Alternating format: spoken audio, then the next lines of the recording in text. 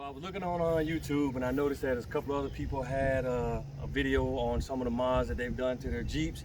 And I figured, why not? I got this thing in June of 2019, so I've had it for a year. And since I've had it for that year, like I said, I've done a few mods.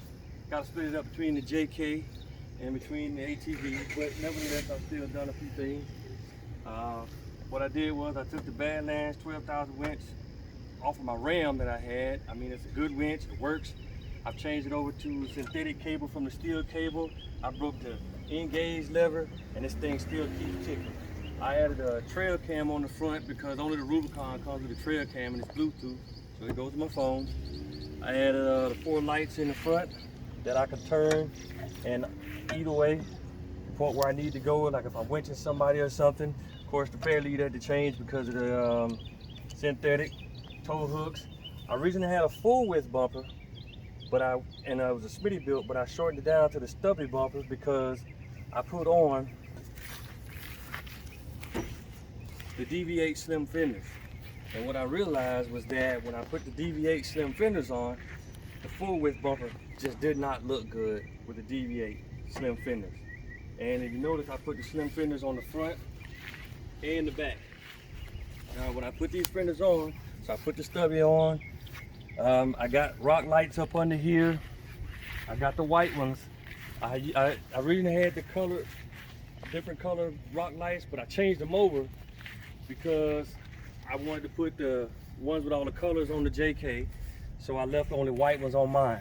And then what I did was, then I realized you couldn't use the stock inner fender liner, so I had to buy an inner fender liner. So I got the DV8 inner fender liners, front and rear, put them on, and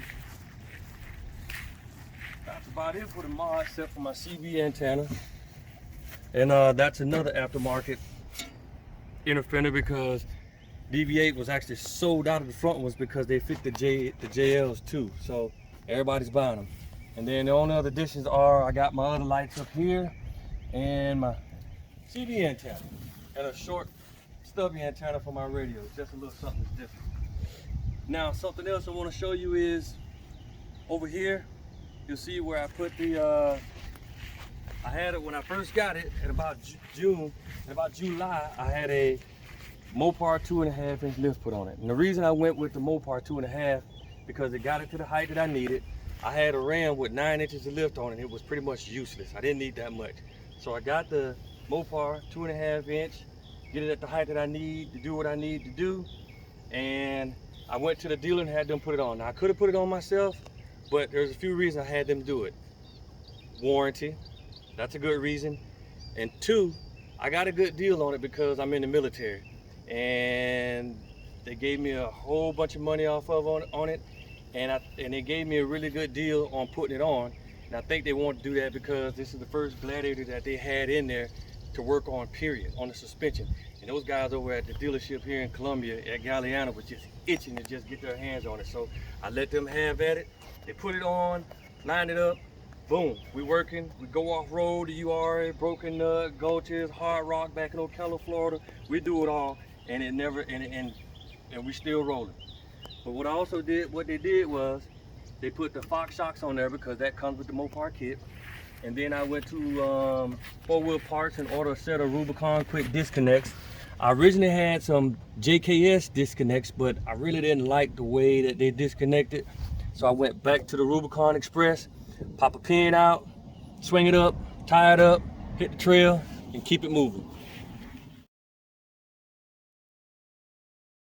What I opened up the door for was I made a plate to go in here so I could mount 2 holders. I got my GoPro mount in here, and then I have one mount over here for the phone, and another one for the tablet mount for the trails, pull up my apps and everything. Not really much I've done to the interior, stock 8.4. Nothing much changed there. And then in the back, I added a SSA Decon 110-inch sub. I originally thought about going with 2, but with the space I had to work with and the type of the sub, it worked out great because it sounds awesome. It sounds better than 2. Right there. And then on this side, I'm gonna fold this down. This is my amp that goes to it. It's a Brutus Hyphonics 1600 watt amp. I'm only using one channel because I only have one sub, so there's really no point in bridging it out to hurt anybody. I mean, just a little extra bass besides the stock sub. So the stock sub is still in there, but I added that one on. And then up here, which I'll take the top off later and show you, I have the Rock Hard rear cage sport brace system that runs right above my cowboy hat, and painted black and white to match the Jeep.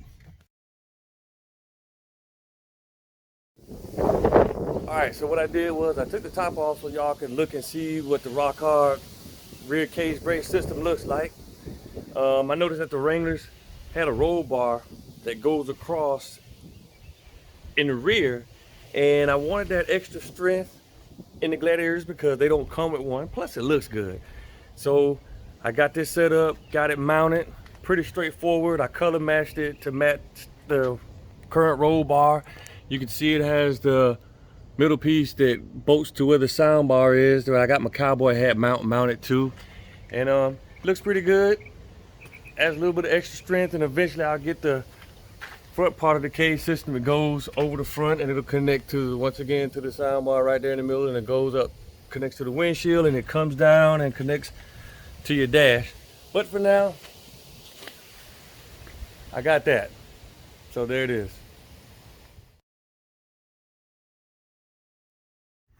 And almost forgot, y'all. The hard Mopar cover bed cover.